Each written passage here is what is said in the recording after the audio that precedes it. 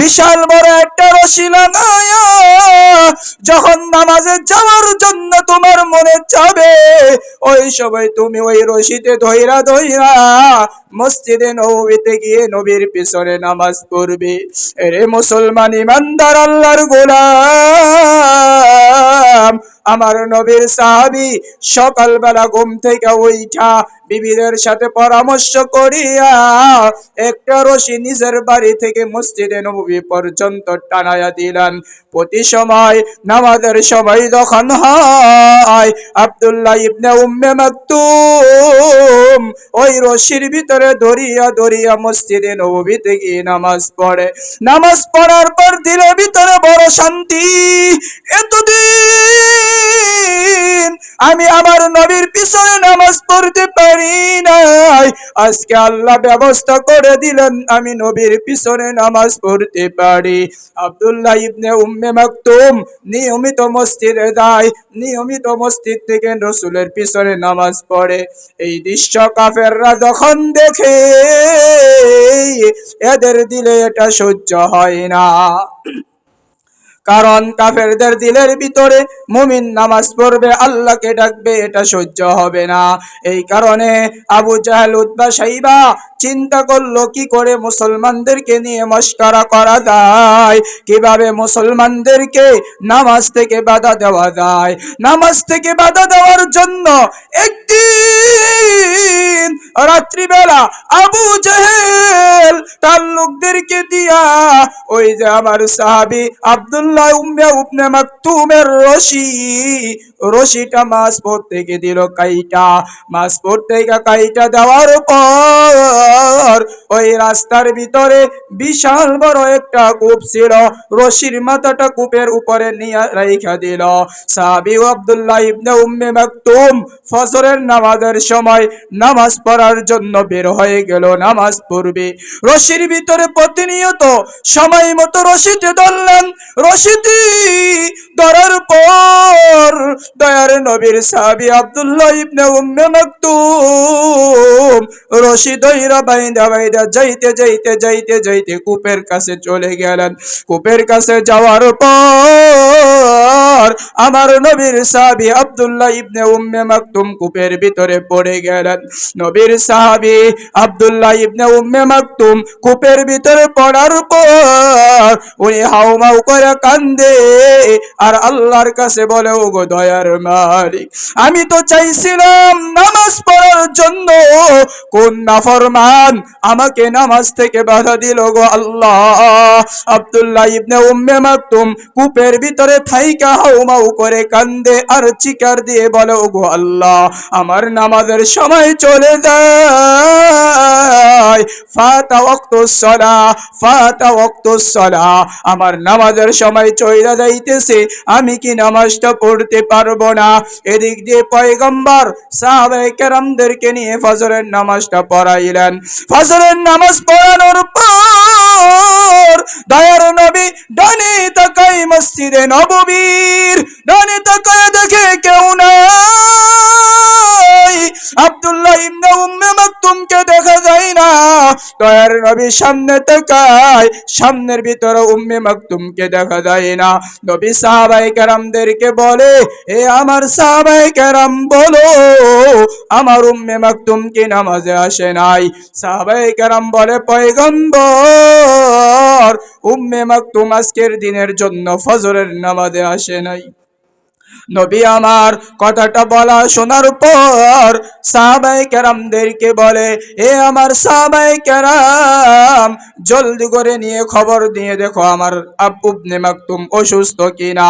সাহাবায়ে কেরাম মসজিদে নববী থেকে বের হবে, বের হওয়ার সময় দেখে যেই রশি বায়া বায়া উম্মে মাকতুম নামাজের ভিতরে আসতো, রশিটা আর নাই। সাহাবায়ে কেরাম উম্মে মাকতুমের বাড়ির দিকে রওনা, যাইতে যাইতে উম্মে মাকতুমের বাড়িতে গিয়ে হাজির হওয়ার পর প্রশ্ন করে, এ উম্মে মাকতুমের বিবি, উম্মে মাকতুম কি ঘরের ভিতরে এই ফজরের নামাজে যাই নাই কেন? বিবি প্রশ্ন করে বলে, এ আল্লাহর বান্দারা, উম্মে মাকতুম তো ফজরে গেছে, এখনো বাড়িতে ফিরে নাই কেন? তখন সাহাবায়ে কেরাম সবাই চিন্তা করতে লাগলো। বিবি বলে, মসজিদে গেছে, আমরা তো দুই চোখে উম্মে মাকতুমকে দেখলাম না। আল্লাহ তাআলার নবীর সাহাবায়ে কেরাম গয়ের রশি ভায়া ভায়া যাইতেছে, গিয়ে দেখে ওই কূপের ভিতরে রশির একটা মাথা পড়া। সাহাবায়ে কেরামের বুঝতে আর দেরি হলো না, এটা কাফেরদের ষড়যন্ত্র। কূপের ভিতরে তাকায়া দেখে নবীর সাহাবী, অন্ধ সাহাবী উম্মে মাকতুম কূপের ভিতরে থাইকা থাইকা চিৎকার দিয়ে কান্দে আর বলে, কদ ফাতাতিস সালাহ, ফাতাতিস সালাহ, ফাতাতিস সালাহ। ওগো দয়ার মালিক, আমার জীবন থেকে ফজরের নামাজটা চলে গেল। এরে মুসলমান, আমিও মুসলমান, তুমিও মুসলমান, উম্মে মাকতুম মুসলমান। উনি নামাজের জন্য কূপের ভিতরে পড়ার পরও পানি খাইতেছে, তাও নিজে মারা যাবে তার কোনো আফসোস নাই। নামাজের জন্য আফসোস করে, আমার জিন্দগিতে মনে হয় নামাজটা আর পড়া হবে না। এই কারণে মুসলমান, তুমি আর ঘুমায়া থাইকো না। ফজরের সময় আজান দিতে দেরি, মসজিদে হাজির দিতে দেরি করব না ইনশাআল্লাহ। রাজি আছেন ইনশাআল্লাহ? আল্লাহ তাআলা আমাদের সবাইকে পাক্কা মুমিন মুসলমান হয়ে দাও। বিশাল বড় একটা রশি লাগায়া যখন নামাজে যাওয়ার জন্য তোমার মনে চাবে, ওই সময় তুমি ওই রশিতে ধইরা ধইরা মসজিদে নববীতে গিয়ে নবীর পিছনে নামাজ পড়বে। এরে মুসলমান ইমানদার আল্লাহর গোলাম, আমার নবীর সাহাবী সকালবেলা ঘুম থেকে উঠা বিবিদের সাথে পরামর্শ করিয়া একটা রশি নিজের বাড়ি থেকে মসজিদে নববী পর্যন্ত টানায়া দিলেন। প্রতি সময় নামাজের সময় যখন হয়, আব্দুল্লাহ ইবনে উম্মে মাকতুম ওই রশির ভিতরে দরিয়া দরিয়া মসজিদে নববীতে গিয়ে নামাজ পড়ে। নামাজ পড়ার পর দিলের ভিতরে বড় শান্তি। এতদিন আমি আমার নবীর পিছনে নামাজ পড়তে পারি নাই, আজকে আল্লাহ ব্যবস্থা করে দিলেন আমি নবীর পিছনে নামাজ পড়তে পারি। আব্দুল্লাহ ইবনে উম্মে মাকতুম নিয়মিত মসজিদে যায়, নিয়মিত মসজিদ থেকে রাসূলের পিছনে নামাজ পড়ে। এই দৃশ্য কাফেররা যখন দেখে, এদের দিলে এটা সহ্য হয় না। কারণ কাফেরদের দিলের ভিতরে মুমিন নামাজ পড়বে, আল্লাহকে ডাকবে, এটা সহ্য হবে না। এই কারণে আবু জাহেল, উতবা, শাইবা চিন্তা করলো কি করে মুসলমানদেরকে নিয়ে মশকরা করা যায়, কিভাবে মুসলমানদেরকে নামাজ থেকে বাধা দেওয়া যায়।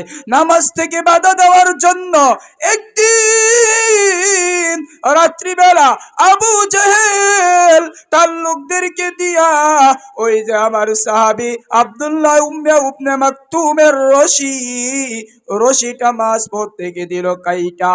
মাছ পড়তে গিয়ে কাইটা দেওয়ার পর ওই রাস্তার ভিতরে বিশাল বড় একটা কূপ ছিল, রশির মাথাটা কূপের উপরে নিয়ে রাইখা দিল।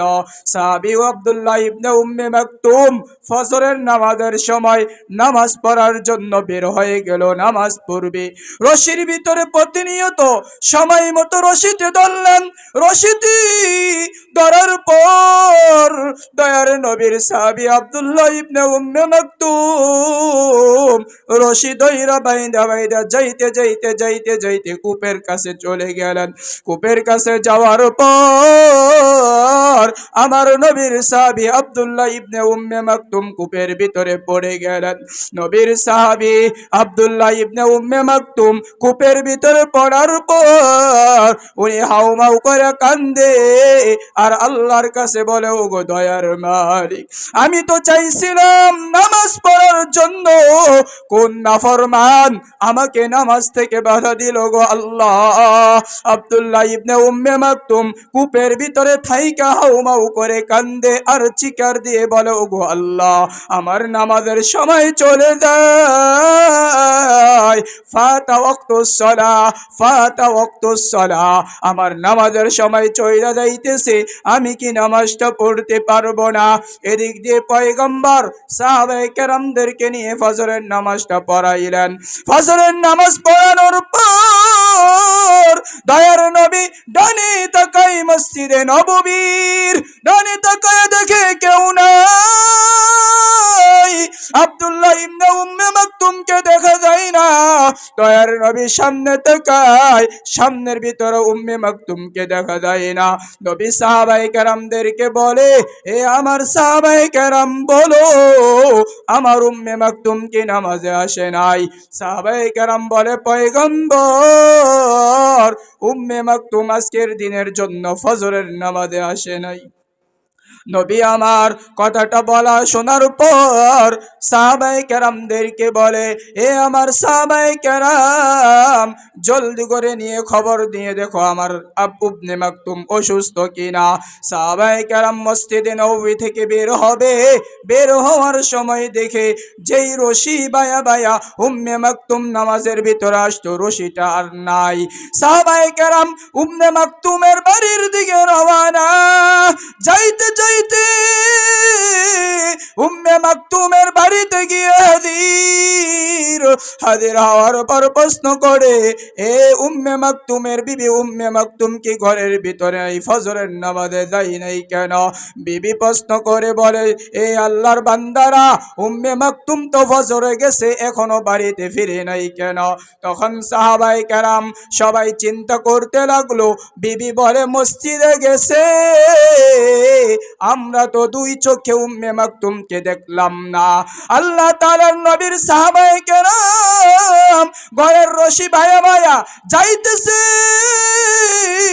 গিয়ে দেখে ওই কূপের ভিতরে রশির একটা মাথা পড়া।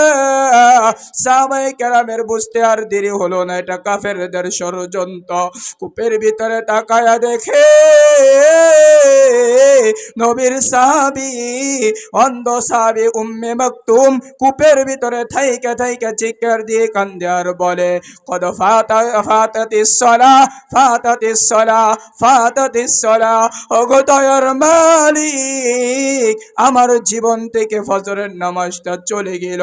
এরে মুসলমান, আমিও মুসলমান, তুমিও মুসলমান, উম্মে মাকতুম মুসলমান। উনি নামাজের জন্য কূপের ভিতরে পড়ার পরও পানি খাইতেছে, তাও নিজে মারা যাবে তার কোনো আফসোস নাই। নামাজের জন্য আফসোস করে, আমার জিন্দগিতে মনে হয় নামাজটা আর পড়া হবে না। এই কারণে মুসলমান, তুমি আর ঘুমায়া থাইকো না। ফজরের সময় আজান দিতে দেরি, মসজিদে হাজির দিতে দেরি করব না ইনশাআল্লাহ। রাজি আছেন ইনশাআল্লাহ?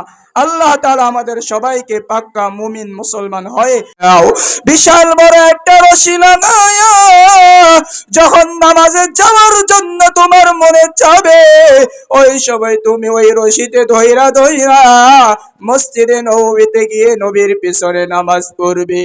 এরে মুসলমান ইমানদার আল্লাহর গোলাম,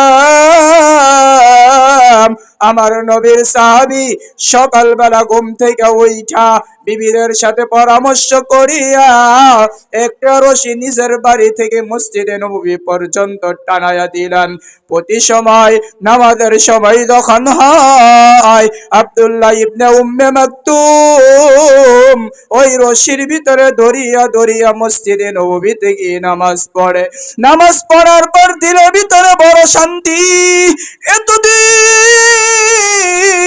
আমি আমার নবীর পিছনে নামাজ পড়তে পারি নাই, আজকে আল্লাহ ব্যবস্থা করে দিলেন আমি নবীর পিছনে নামাজ পড়তে পারি।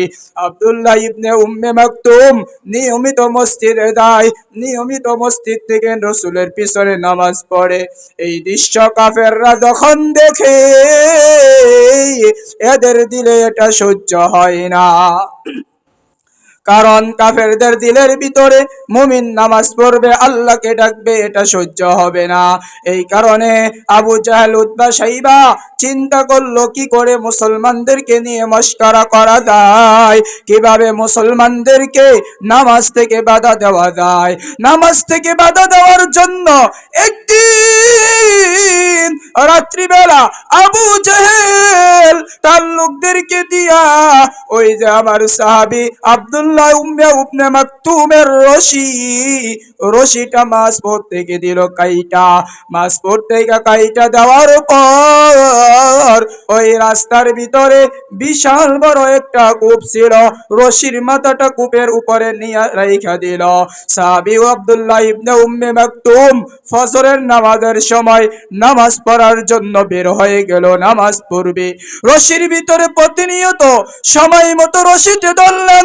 রশিটি ধরার পর দয়ার নবীর সাহাবী আব্দুল্লাহ ইবনে উম্মে মাকতুম রশি ধইরা বাইন্দা বাইন্দা যাইতে যাইতে যাইতে যাইতে কূপের কাছে চলে গেলেন। কূপের কাছে যাওয়ার পর আমার